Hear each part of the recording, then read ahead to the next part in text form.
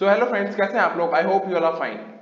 मुझे एक छोटी सी बात समझ नहीं आ रही, पता नहीं क्यों ये फैकल्टीज इतना खुश हो रही हैं कि पता नहीं जैसे कि हमारे को सीएमए इंस्टीट्यूट ने कुछ तोहफा दे दिया हो। मेरे को कुछ व्यूअर्स ने कुछ वीडियोस शेयर की थी जिसमें कि फैकल्टीज ये कह रही हैं कि वाओ, इंस्टीट्यूट ने ऑलरेडी फॉर्मेट बने बनाए दे दिए हैं, ये कितना अच्छा हो गया बच्चों के लिए। उनको ये नहीं पता कि हम लोगों के लिए और डिसएडवांटेजेस हो गया कि क्योंकि हम लोगों को वो पैटर्न फिल करने पड़ेंगे। मैं आज ओएमएसएम में दिखाऊंगा आपको बेसिकली कितनी प्रॉब्लम फेस करता है बच्चा। दो तीन बात जरूर बोलूंगा।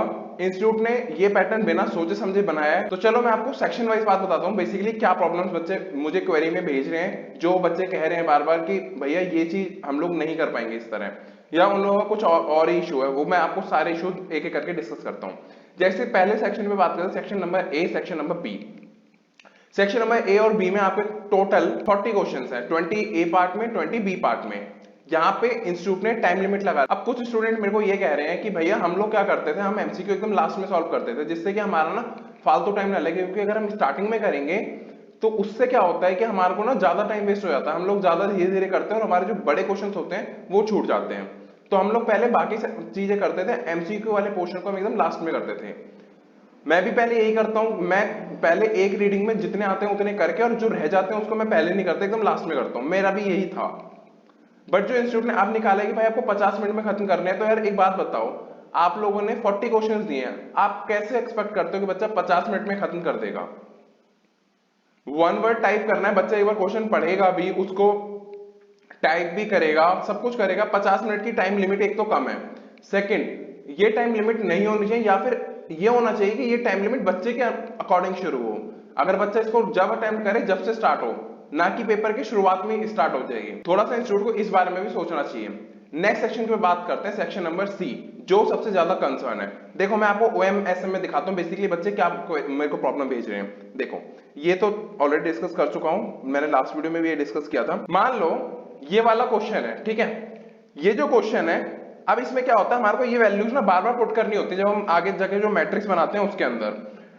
अब क्या हम लोग बार बार उसको बार बार देखेंगे, हमें या तो याद करनी पड़ेंगी, या फिर हम लोग बार बार ऊपर करें ऐसे, भाई ये क्या वैल्यूज है उसको लेके फिर यहाँ पे पुट अप करेंगे वैल्यूज को, या फिर हमारे पास सेकंड ऑप्शन है हम पेपर पे बनाएं उसके बाद सॉल्व करें। यही चीज मैंने अकाउंट्स में बोला था कि अकाउंट्स में भी यही प्रॉब्लम आ रही है। हम लोग बार बार ऊपर करते रहेंगे, शीट को बार बार नीचे करेंगे। फैकल्टीज इस चीज के ऊपर ध्यान क्यों नहीं दे रही है? फैकल्टीज ये कह रही है कि मान लो सिंगल एंट्री क्वेश्चन है, उसमें पीएनडल बना दिया और आपको सारे बता दिए इंस्टीट्यूट ने ये फॉर्मेट है। अरे भाई जब हम लोग सॉल्व करेंगे हमें खुद पता चल जाएगा कि हमको कौन से फॉर्मेट बनाने हैं, हमारे को पता चल जाएगा कौन से वर्किंग नोट बनाने हैं। इतनी पढ़ाई हम लोगों ने कर रखी है, हमें पता है। आज तक इंस्टीट्यूट नहीं देता था तो क्या हम लोग क्वेश्चन सॉल्व नहीं कर पाते थे? ये तो एक तरीके से इंस्टीट्यूट ने हम लोगों को बांध दिया कि आप लोगों को करना है तो यही सॉल्व करना है, अदरवाइज आप नहीं कर पाओगे। सबसे बड़ा कंसर्न यही है बच्चों का कि हम कैसे करेंगे। अगर मैं सेक्शन नंबर डी की बात करूं, सेक्शन नंबर डी में इंस्टीट्यूट ने केस स्टडी दे दी। बहुत अच्छी बात है, केस स्टडी देनी चाहिए। बट एक बात बताओ, क्या स्टडी मटेरियल में केस स्टडीज हैं? आपने एक एक पेज की, डेढ़ डेढ़ पेज की आपने केस स्टडी बना रखी है। बच्चा प्रैक्टिस कहां से करेगा? सीधा एग्जाम में जाके धप्पा होगा वो।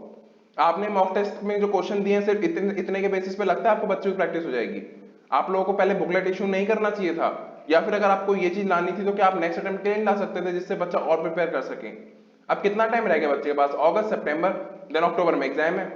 अगस्त भी पूरा हाफ निकल चुका है। तो आप लोगों को ये चीज सोचनी चाहिए थी। आई डोंट नो किसने ये पेपर पैटर्न बनाया है, और ये बनाया है तो पहले तो इन लोगों को या तो पेपर को शॉर्ट करना चाहिए था जिससे बच्चा 3 घंटे में खत्म कर सके।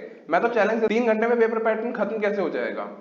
क्योंकि ये तो आपको अगर हैंड रिटन में करोगे तो भी टाइम लगेगा। केस स्टडी 1.5 पेज की पढ़ने में, समझने में टाइम नहीं लगता।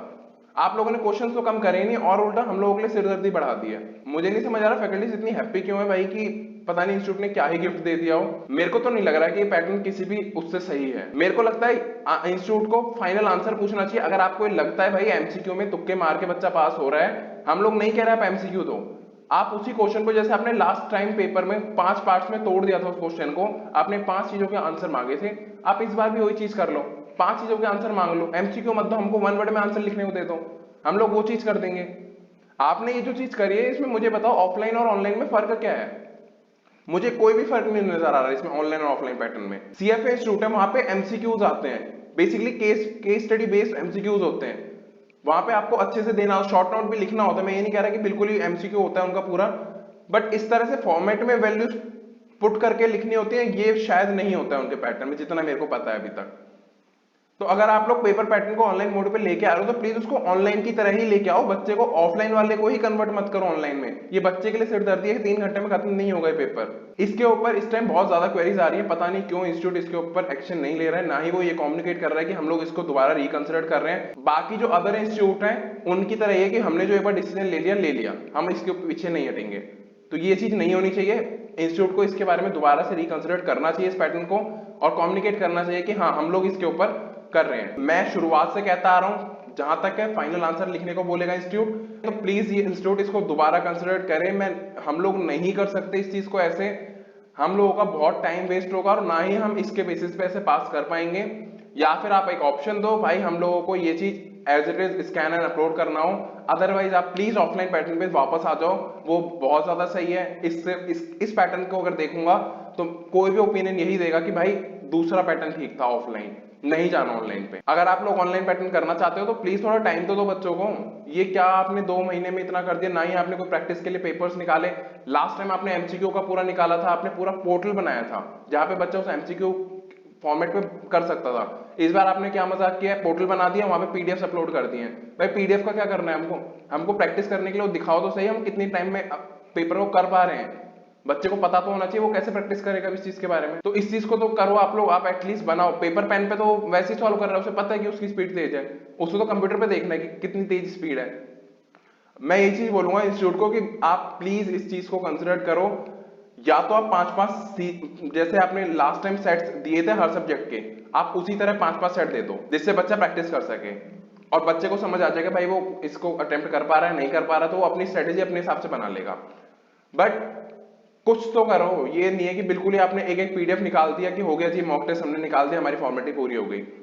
और जो आप लोग सोच रहे हो कि एग्जाम से पहले मॉक टेस्ट देंगे इन लोगों को की प्रैक्टिस करने के लिए, तो एग्जाम से 8-9 दिन पहले, 10 दिन पहले, मैक्सिमम 15 दिन पहले उसको प्रैक्टिस करने का कोई फायदा नहीं है। हम लोगों को अभी से चाहिए जिससे कि हम लोग प्रैक्टिस करते रहें। तो प्लीज थोड़ा सा इसके ऊपर कंसिडर करो। ये मेरे 3-4 कंसर्न्स है। पहला, टाइम लिमिट नहीं होना चाहिए, होना चाहिए तो ये बच्चे के ऊपर होना चाहिए, वो कब उसको अटेम्प्ट करना शुरू करेगा, जब भी वो टाइम लिमिट शुरू होनी चाहिए। सेकंड, आप लोगों ने सेक्शन नंबर सी बनाया है, उस सेक्शन नंबर सी में फॉर्मेट्स नहीं होने चाहिए, वहां पे फाइनल आंसर डिमांड करो आप 5-6 पार्ट्स में, जैसे आपने लास्ट टाइम एमसीक्यू पूछे थे उसी तरह आप यहाँ पे 1 वर्ड में पूछ लो। हम लोग नहीं कह रहे आप एमसीक्यू में पूछो, लेकिन प्लीज हम लोगों के लिए सिरदर्दी मत बढ़ाओ। हम लोग पहले उसको पेपर पे सॉल्व करेंगे फिर वहां पे कॉपी करेंगे, ये नहीं हो सकता है, प्रैक्टिकल नहीं है। जिसने भी पेपर पैटर्न बनाया है प्लीज एक बार खुद सॉल्व करके देखो उसको, क्या आप कर पा रहे हो 3 घंटे के अंदर, जिसने भी बनाया है। मैं पूरे रिस्पेक्ट के साथ ये चीज बोल रहा हूँ, प्लीज आप लोग खुद एक बार पेपर को अटेम्प्ट तो करके देखो कि आप कर पा रहे हो उसको 3 घंटे के अंदर। केस स्टडीज आपने दिए बच्चे को प्रैक्टिस करने के लिए, प्लीज प्रोवाइड कराओ हम लोगों को, हम लोग कैसे उसको प्रैक्टिस करें केस स्टडीज को। तो ये मेरे को स्टूडेंट के जो कंसर्न्स है वो मैंने एज अ स्टूडेंट रखे हैं, तो मेरे को जो जेन्युइन कंसर्न्स लगे एग्जाम पैटर्न को देखकर वो कंसर्न्स मैं आपके सामने रख रहा हूँ। अगर आप लोग इससे एग्री करते हो कि यस मैंने कंसर्न सही उठाए और ये कंसर्न है, तो प्लीज इस वीडियो को जरूर शेयर करना, क्योंकि फैकल्टीज इस चीज के ऊपर बात नहीं कर रही है, वो तो और ज्यादा खुश हो रखी हैं, वो लोग आके प्रैक्टिस कर रहे हैं और ये कर रहे हैं वो कर रहे हैं, बट ये बच्चे को पता है कि वो नहीं कर पा रहा है ये चीजें। तो मैं वही चीज बोलूंगा, अगर आप लोगों को लगता है ये कंसर्न सही है तो प्लीज शेयर करना इस वीडियो को ज्यादा से ज्यादा, और अगर नए हो चैनल के ऊपर प्लीज सब्सक्राइब करना, लाइक करना एंड कमेंट जरूर करना कि आप लोगों को और क्या क्या परेशानी आ रही है। तो आज की वीडियो में इतना ही रखते हैं, मिलते हैं नेक्स्ट वीडियो के अंदर, जब तक के लिए टेक केयर, बाय।